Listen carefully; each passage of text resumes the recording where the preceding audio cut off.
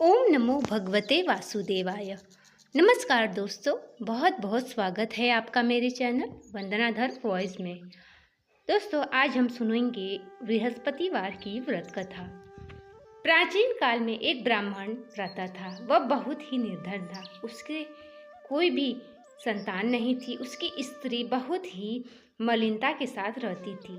वह न स्नान करती, न किसी देवता का पूजन करती। इससे ब्राह्मण देवता बड़े दुखी थे। बेचारे बहुत कुछ कहते थे, लेकिन तो उसका कुछ परिणाम न निकलता। भगवान की कृपा से ब्राह्मण की स्त्री की कन्या उत्पन्न हुई।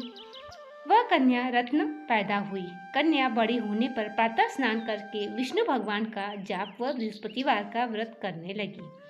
अपने पूजा पाठ को समाप्त करके विद्यालय जाती तो अपनी मुट्ठी में जौ भर कर ले जाती और पाठशाला जाने के मार्ग में डालती जाती। तब ये जौ स्वर्ण के हो जाते। लौटते समय उनको बीन कर घर ले आती।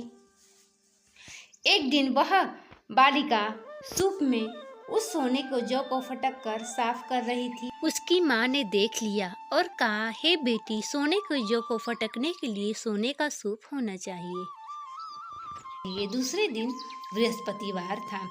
इस कन्या ने व्रत रखा और बृहस्पति देव से प्रार्थना करके कहा, मैंने आपकी पूजा सच्चे मन से की हो तो मेरे लिए सोने का सूप दे दो।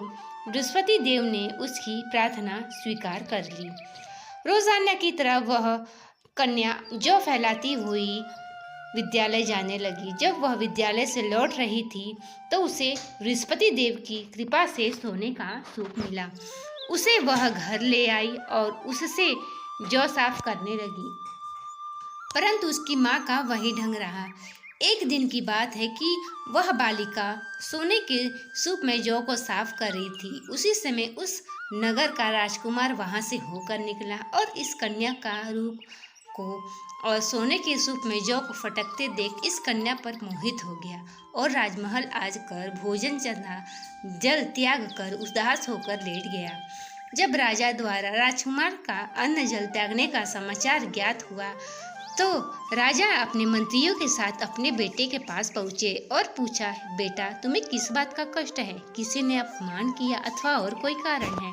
तब बेटा कहता है, हे पिताजी, मुझे आपकी कृपा से किसी बात का दुख नहीं है।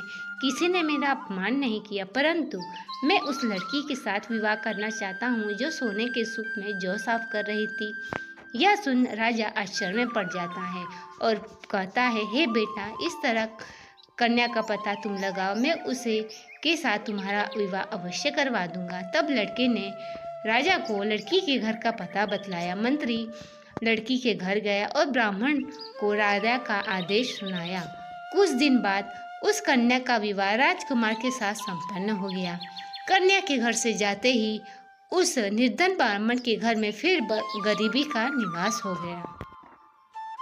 अब दोनों समय वह ब्राह्मण भोजन के लिए तरसने लगा। एक दिन वह दुखी होकर अपनी बेटी से मिलने के लिए जाता है। बेटी अपने पिता की दुखी अवस्था को देखकर बहुत ढेर सारा धन देकर विदा कर देती है। कुछ दिन समय सुखपूर्वक व्यतीत होता है। उसके बाद फिर वही हाल हो जाता है। फिर वह अपने बेटी के घर जाता है तो बेटी कहती है, हे पिताजी, आप माता जी को लिवा हमें, मैं वह विधि बता दूंगी जिससे गरीबी दूर हो जाएगी। यह सुन ब्राह्मण अपने पत्नी को अपने बेटी के घर लेकर आता है। तब पुत्री माँ को समझाती है कि हे माता, तुम सबसे पहले स्नान करके भगवान विष्णु का पूजन करो तो सब दरिद्रता दूर हो जाएगी। परंतु उसकी स्त्री एक बात नहीं मानती है। वह सुबह उठते ही सर्वप्रथम अपनी पुत्री का जूठा बच्चा खा लेती है। एक दिन उसकी पुत्री को बहुत गुस्सा आता है और एक कोठरी से सारा सामान निकालकर उसमें उसे अपने माँ को बंद कर देती है। उसके बाद सुबह स्नान करा के पूजा पाठ करवाती है तो उसकी माँ की बुद्धि ठीक हो जाती है। वह अब नियम से विष्णु भगवान का पूजा जब तब करने लगी। विष्णु भगवान की कृपा से वह बड़े ही धनवान हो गए और इस लोक का सुख भोग कर ब्राह्मण व उनकी स्त्री स्वर्ग को प्राप्त हुए। बोलो विष्णु भगवान की जय। बोलो बृहस्पति महाराज की जय। दोस्तों, ये थी आज के बृहस्पतिवार की कथा। वीडियो पसंद आया हो तो चैनल को लाइक शेयर सब्सक्राइब करें, बेल आइकन को दबाना ना भूलें, जिससे कि सभी वीडियो की नोटिफिकेशन आप तक पहुंचेगी। मिलते हैं अगले वीडियो में, तब तक के लिए बहुत बहुत धन्यवाद।